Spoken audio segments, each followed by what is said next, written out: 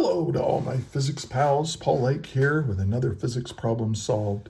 We've got a work energy problem. We're going to fire a bullet from a rifle and use work and energy to understand its motion. You should be somewhat familiar with the work energy theorem with the definition of work itself, but we're also going to connect these ideas with the kinematic equations for constant acceleration and Newton's second law. We're basically going to solve this problem this way, using these ideas, and then we're going to solve it again using these ideas. And hopefully we're going to find out that they tell us it's a different way of telling the same story. So it's pretty cool little problem. Let's read the problem. It says, you can think of the work-energy theorem as a second theory of motion, parallel to Newton's laws in describing how outside influences affect the motion of an object. In this problem, solve parts A and B separately from parts C and D to compare the predictions of the two theories. Here we get to the problem. In a rifle barrel, a 15-gram bullet is accelerated from rest, always underline that, from rest, to a speed of 780 meters per second. A, find the work that is done on the bullet. B, if the rifle barrel is 72 centimeters long, find the magnitude of the average total force that acted on it, as force equals work divided by delta R cosine theta. And then C, and this is where we're going to do it separately. Find the constant acceleration of the bullet that starts from rest and gains a speed of 780 meters per second over a distance of 72 centimeters. So it's the same stuff that's given here. And then D, if the bullet has a mass of 15 grams, find the total force that acted on it, as the sum of the forces equals mass times acceleration, Newton's second law. All right. So, let's begin. Now, what I suggest you do right now is pause this video, try it yourself, and unpause it to compare your work with mine. If you get stuck, that's fine. And if you want to skip around, you can do that, but I do a lot of instruction during my explanations, so you don't want to miss out on that. I do tend to talk a little slow sometimes, so 1.25 speed, I've been told, makes me sound like a normal human being, so you might want to do that too, but do whatever you want. All right. So here's what's given. We got a rifle. I'm going to show the rifle as just a tube. Here's the barrel. It's got a little sight on it or something like that. And here's the bullet. It's going to start right here. It's got a casing on it. It gets hammered by the rest of the thing, and it shoots down here. We know that the mass of the bullet is 15 grams. Now, what I like to do is write down everything in like the units that we physicists like to use. Instead of 15 grams, I'm going to call it 0.015 kilograms, right? Because you just divide this by 1,000. And then what else do we know? Oh, we know the delta x, the displacement of this, is equal to 72 centimeters. So again, I'll call that 0.720 meters. And everything here is three significant figures, okay?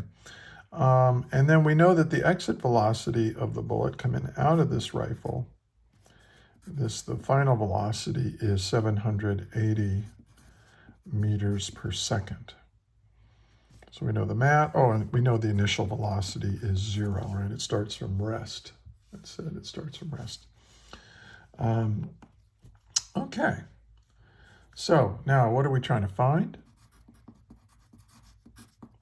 Well, for part A, find the work that is done on the bullet.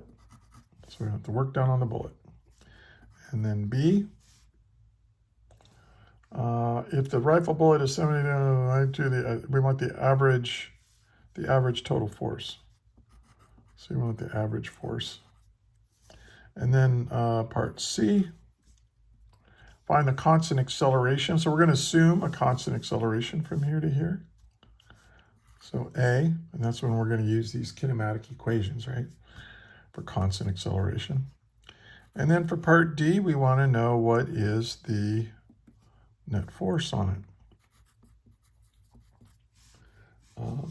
Net average force. And what we want to see is how do these two compare? This is the average force on the bullet. This is the average force on the bullet. We're going to call it the net force, the force that's causing the acceleration. All right. So let's solve it. Okay. And by the way, setting up a problem like this, very powerful. If you can visualize what's happening, write down what's given in terms of the variables you use, write down what you're trying to find in terms of the variables we use. It takes a little bit of time to set up the problem, but if you set it up in a nice organized way, it's a lot easier to solve. You'll actually solve the problem a lot faster and a lot more accurately. You'll have better results. All right, let's A. So what do we know? Well, we've got a force that's doing work on this, and it's causing it to change its velocity. It starts from 0 here. And so the work done on an object, the net work done on an object, results in a change in its kinetic energy. The net work done on an object is equal to the change in kinetic energy of the object. So this is the work-energy theorem, or the work-kinetic energy theorem, as they call it here. The work-kinetic energy theorem. That's just this. Super simple, actually, huh? And very powerful idea. So now, so let's figure out what this is. A change in kinetic energy. That's the final kinetic energy minus the initial kinetic energy. Anytime you see a delta like that, it's the final minus initial. Now, so this net work is equal to the final kinetic energy, which is 1/2 mv final squared. Now, what is, this is 1/2 mv initial squared, v naught. But this is 0, right? It starts from rest, so we can simplify that, makes this 0. So the work done is just equal to 1/2 mv squared. Okay, so let's figure out what that is. That's 1/2. We said the mass is 0.015 kilograms. And the velocity was 780 meters per second. We need to square that.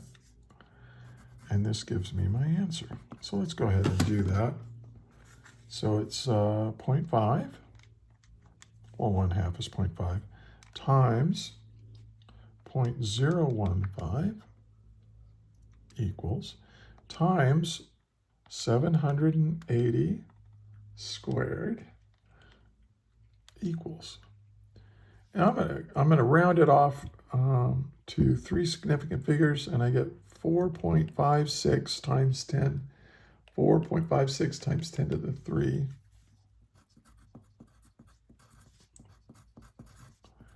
joules. Wow, that's a lot of energy. 4,500 joules. And you think, well, how can a bullet? Well, a bullet, it doesn't have much mass, but it's moving really fast. So it carries with it a lot of energy. That's why bullets are so dangerous. Okay, now let's do part B. We want to find the average force. Well, what do we know about work?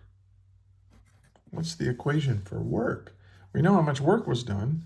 We also know that work is equal to, well, this is the net work, which is the work done by the net force. So this is going to be the net force times the displacement times the cosine of the angle between them.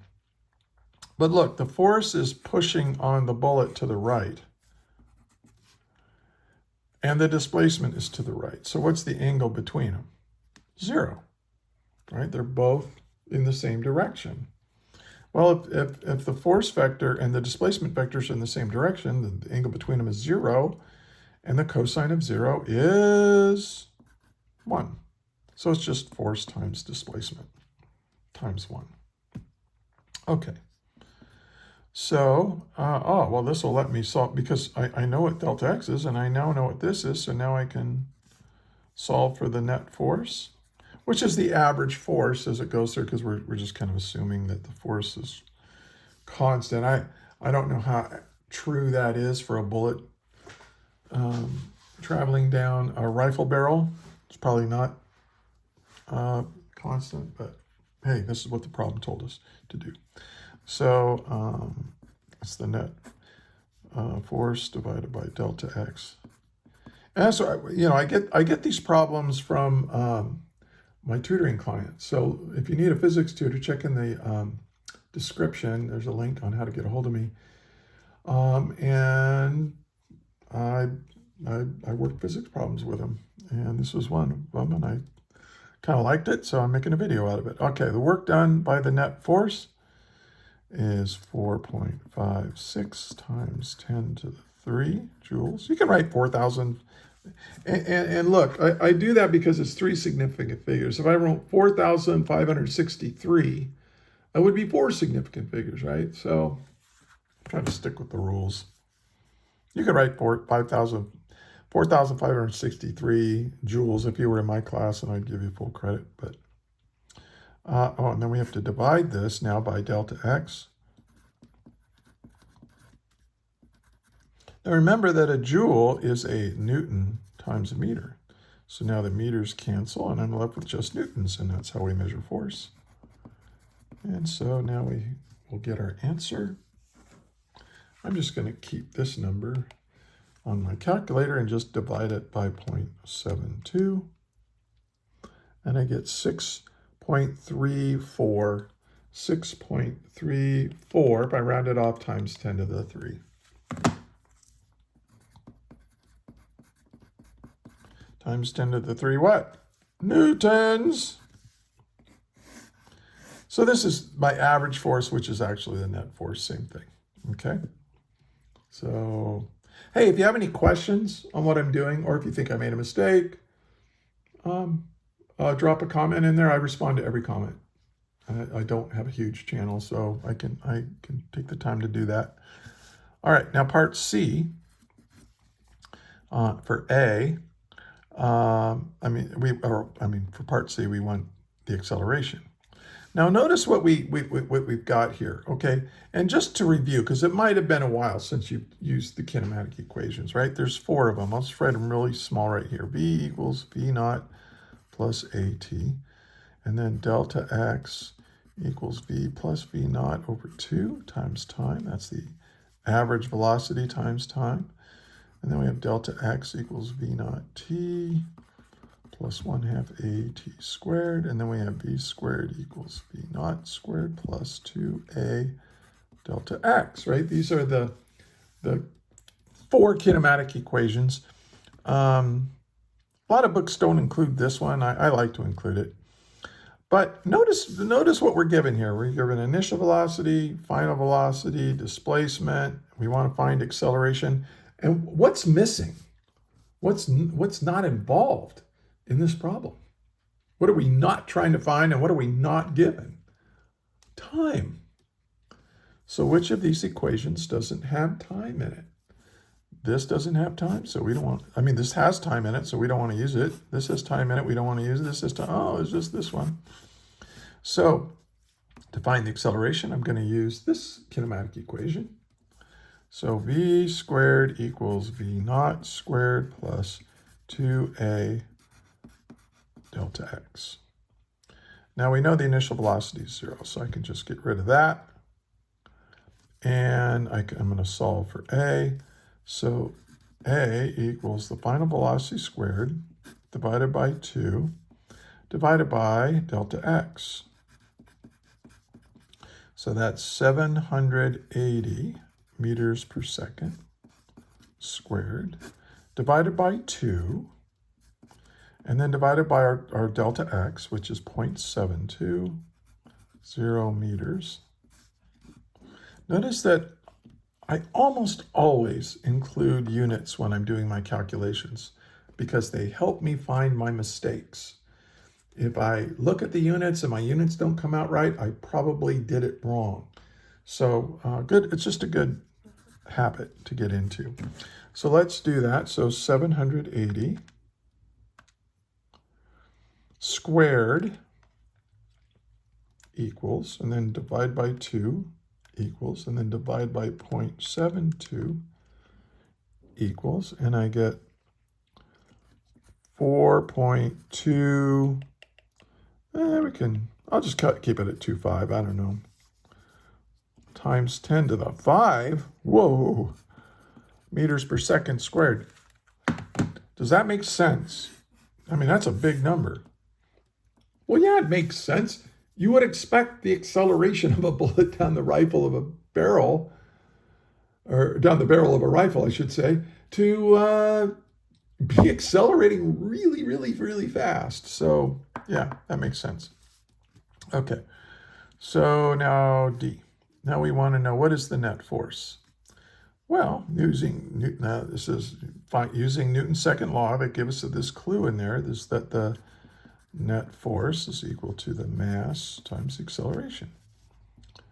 Well, we know what the mass is. It's 0.015 kilograms. And then the acceleration that we just calculated is 4.225. You can go 4.22. I think the rule is that if it's exactly a 5 right here and you want to round it to here, if this is even, you keep it even. If it's odd, you round. Well, if it's even, if this digit is even, you round down. If this digit is odd, you round up. So roughly half the time you're rounding up and half the time you're rounding down. It's supposed to make those rounding off errors kind of cancel each other out. I don't know. That's fine. Meters per second squared. Okay. And now let's figure out what that net force is. Okay. Now I already have this number still in my calculator. So I'm just going to multiply this times 0.015 equals, and I get 6.3, we'll round that up to 4, 6.34 times 10 to the 3 newtons, because a kilogram meter per second squared is newton. So there's my net force for part D. And lo and behold, look, oh, they're the same. They're the same. Does that surprise you? Well, remember, one way to derive kinetic energy is by using this fourth kinematic equation. So we're just, we use that equation to derive the work energy theorem. And so, they're kind of, like I said, it's like two different ways to tell the same story. And so it shouldn't be surprising. Now, if you look in the description, there's a link to a document that has a lecture, one of my lectures on the work energy theorem, where I derive the work energy theorem using this kinematic equation right here. So if you're curious about that, check that out. And hey, if this video was useful to you, please give it a like and subscribe to my channel if you're a physics student. And share it with your friends, share it with your teacher. A lot of teachers use my materials, and I'm very honored when they do so. And if you made it this far, I want to thank you for watching. And until the next video, may the net force be with you always. That is all.